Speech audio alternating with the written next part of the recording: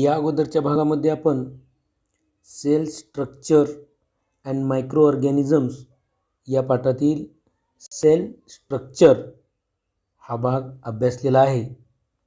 आता या भागामध्ये आपण मायक्रो ऑर्गॅनिझम्स या घटकाचा अभ्यास करणार आहोत. मायक्रो ऑर्गॅनिझम्स म्हणजे सूक्ष्म जीव. What is mean by micro organisms? सूक्ष्मजीव म्हणजे काय त्याची व्याख्या आपण इथे पाहणार आहोत. And categorise the following organisms into two groups according to the size: amoeba, paramecium, euglena, snail, elephant, pigeon and worms. त्यांच्या आकारानुसार या प्राण्यांचं वर्गीकरण दोन गटामध्ये आपल्याला करायचं आहे. आता आपण इथे मायक्रो ऑर्गॅनिझम्स म्हणजे काय याची व्याख्या पाहणार आहोत. We have learn that there are countless living organisms on the earth. पृथ्वीवर असंख्य असे सूक्ष्मजीव आहेत, सजीव आहेत, हे आपण अभ्यासलेलं आहे.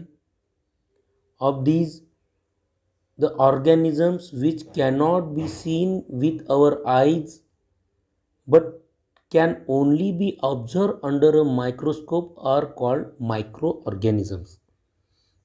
आणि यापैकी जे जीव आपल्या डोळ्यांना सहज दिसत नाहीत त्यांना पाहण्यासाठी आपल्याला सूक्ष्मदर्शीचा वापर करावा लागतो आणि अशा सजीवांना आपण काय म्हणतो? सूक्ष्मजीव असं म्हणतो. ऑकरन्स ऑफ मायक्रोऑर्गॅनिझम्स, सूक्ष्मजीवाचा आढळ.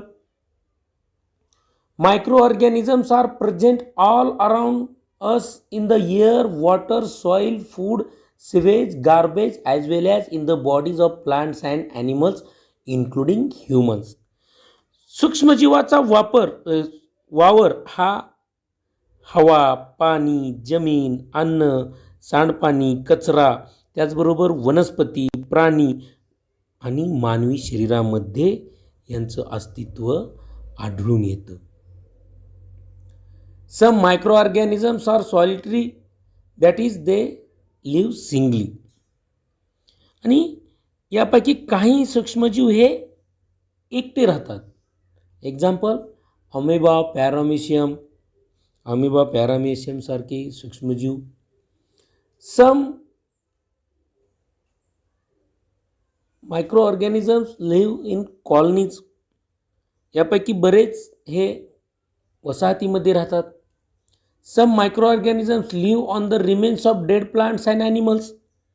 काही सूक्ष्मजीव हे मृत वनस्पती, प्राणी यांच्या अवशेषावर राहतात, जगतात. Next, observation and measurement of micro organisms. सूक्ष्मजीवाचं निरीक्षण आणि मोजमाप. Try this. Keep a moistened piece of bread or bhakri in a closed box.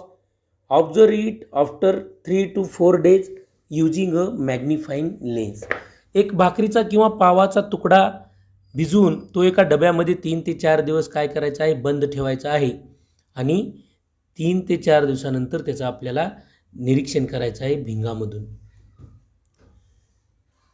Next, observe a drop of muddy water or water from a stagnant puddle under the compound microscope. एखाद्या डबक्यातील पाण्याचा थेंब घेऊन आपल्याला तो सूक्ष्मदर्शकाखाली पाहायचा आहे. Next, take a drop of yoghurt or butter milk on a glass slide and observe it under a compound microscope.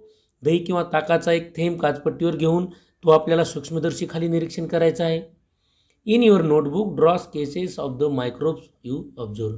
आणि आपल्याला तुम्ही जे ऑब्झर्वेशन केलेलं आहे त्याचे चित्र आपल्या वहीमध्ये काढायची आहेत.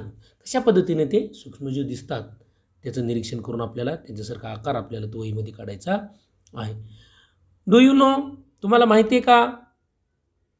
We cannot see objects smaller than 100 micrometres in size with our eyes.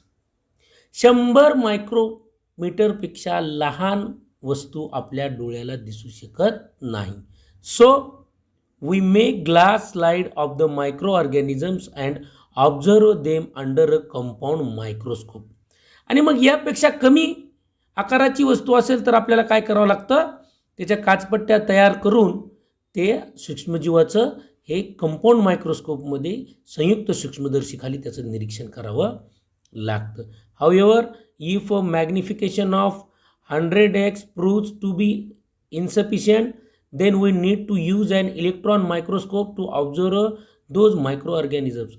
आणि यापेक्षा लहान आणखी जर सूक्ष्मजीवाचं आपल्याला निरीक्षण करायचं असेल तर आपल्याला त्या सूक्ष्मजीवाचं निरीक्षण हे इलेक्ट्रॉन मायक्रोस्कोपच्या मदतीने करावं लागतं. इलेक्ट्रॉन सूक्ष्मदर्शीच्या साह्यानं आपण त्याचं निरीक्षण करावं लागतं.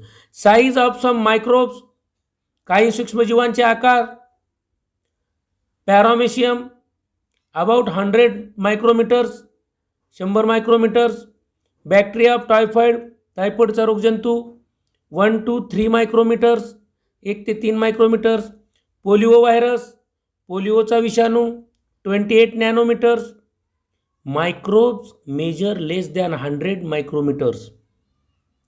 सूक्ष्मजीवाचा आकार हा 100 मायक्रोमीटरपेक्षा लहान असतो. Even in these minute organisms their organelles carry out all life processes within the single sale.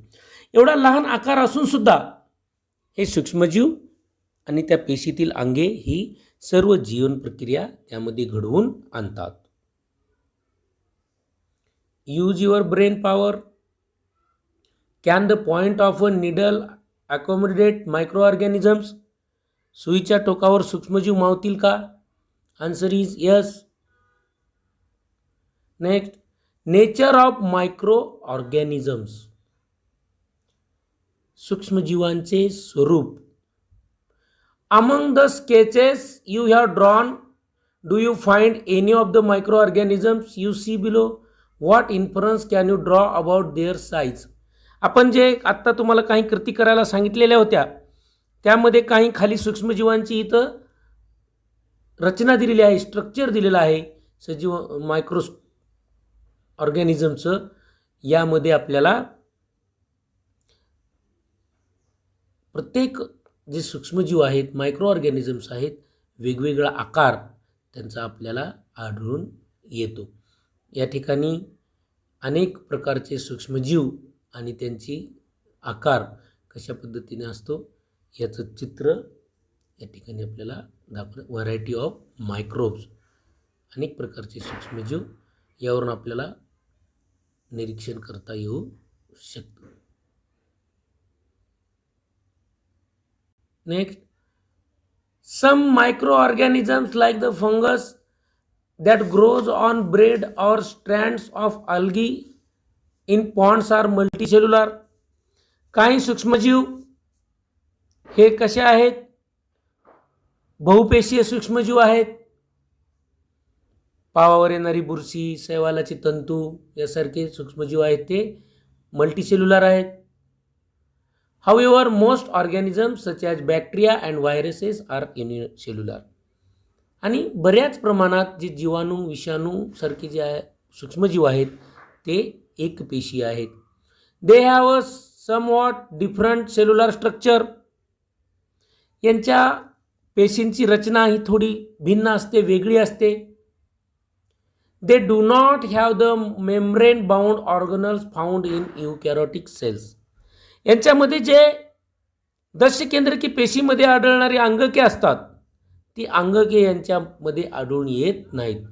The plasma membrane, cytoplasm and nucleoid are their only components. यांच्यामध्ये परद्रव्य पटल, पेशीद्रव्य व केंद्रक द्रव्य एवढेच घटक आढळून येतात. सच सेल्स आर कॉल्ड प्रोकॅरियोटिक सेल्स. अशा पेशींना आदिकेंद्रकी पेशी असं म्हटलं जातं. या ठिकाणी प्रोकॅरियोटिक सेल्स, आदिकेंद्रकी पेशीची रचना या ठिकाणी आपल्याला चित्रामध्ये दाखवलेली आहे. यामध्ये त्यांना plasma membrane, cytoplasm and nucleoid फक्त एवढेच घटक यामध्ये आढळून येतात. National institution, national centre for cell science NCCS Pune is an institute involved in research in the field of cell science, cytology, biotechnology. जी राष्ट्रीय पेशी विज्ञान संस्था आहे पुणे येथे, ही संस्था काय करते? पेशी विज्ञान तसेच जैवतंत्रज्ञान या संदर्भामध्ये संशोधनाचं कार्य करत असते. याचं संकेतस्थळ इथे दिलेलं आहे, वेब ॲड्रेस www.nccs.res.in या संकेतस्थळावर जाऊन आपण याबद्दल माहिती मिळवू शकतो. Next point, growth of micro organisms, सूक्ष्मजीवांची वाढ. यामध्ये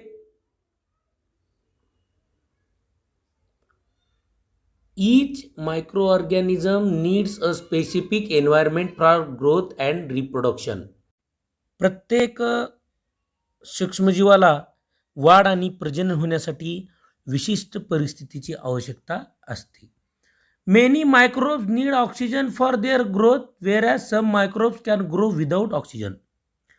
सूक्ष्मजीवांना वाढीसाठी ऑक्सिजनची आवश्यकता असते, परंतु काही सूक्ष्मजीव हे ऑक्सिजन शिवाय वाढू शकतात. Some microorganisms survive even in extreme and adverse conditions like the ocean floor, ice in polar regions, hot water springs, etc. काही सूक्ष्मजीव हे समुद्र तळ, ध्रुवीय प्रदेशातील बर्फ तसेच गरम पाण्याचे झरे अशा प्रतिकूल परिस्थितीत सुद्धा टिकून राहतात. During adverse conditions, microorganisms form a thick covering around themselves and stop their life processes. अशा प्रतिकूल परिस्थितीमध्ये सूक्ष्मजीव आपल्या स्वतःभोवती कठीण असं कवच तयार करून घेतात आणि त्यावेळी आपली सर्व जीवन प्रक्रिया थांबवतात. On return of favourable conditions they came out of the protective covering and continue their life processes. आणि जेव्हा परिस्थिती अनुकूल झाली तेव्हा त्या कवचातून पुन्हा बाहेर येतात व आपली जीवन प्रक्रिया सुरू करत असतात. Where do the micro organisms grow? सूक्ष्मजीवांची वाढ कोठे होते? मीडियम म्हणजे माध्यम, सॉइल, वॉटर, डिकेइंग मॅटर, माती, पाणी, कुजणारे पदार्थ इत्यादीवर सूक्ष्मजीवांची वाढ होते. टेम्परेचर, तापमान किती लागतं? 25 degree Celsius to 37 degree Celsius. Nutrition, पोषक द्रव्य, specific nutritions, example algae, chlorophyll, हरितद्रव्यासारखे, त्याचबरोबर ऑक्सिजन यासारखे घटक लागतात.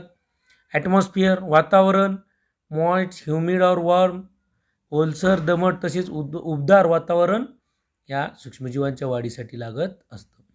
According to shape and life processes, microorganisms are classified as algae, fungi, protozoa, bacteria and viruses.